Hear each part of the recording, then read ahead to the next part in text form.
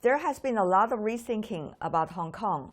About the past 2 years, Basically, under the British, Hong Kong was a typical colonial-style economy. It was dominated by a few favoured tycoons, particularly in the way in which land was distributed, properties were built, and property prices as a result were sky high. You know, people go on about how competitive Hong Kong is and so on. That is true only in a small extent. It was really a very oligopolistic economy, which was typical of colonialism. British colonialism, often others as well, but especially British colonialism. Hong Kong possesses the legacy of a colonial-style economy. I think the underlying process that we're witnessing in the world is the decline of the West. Centrally, of course, to that is the decline of the United States. And we can't understand anything about what's happening now unless we address this question. But it's not really been widely recognized until quite recently, this process.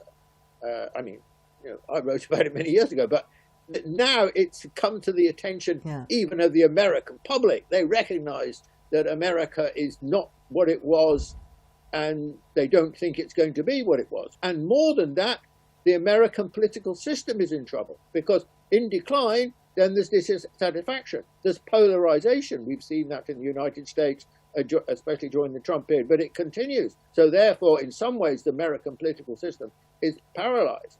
So you're seeing not just a decline of the West, but as a result of that, also a growing crisis of Western-style democracy.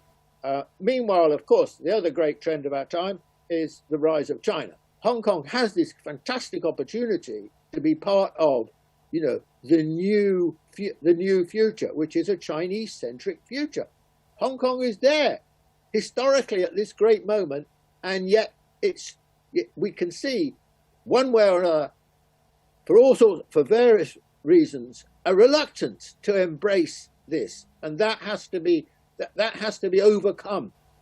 And the young people have to be able to see what a great opportunity is. Hong Kong is right there on the southern part of China, and it can embrace this opportunity. But for historical, political, and ideological and cultural reasons, the Hong Kong population has, of course, for long looked westwards, not northwards.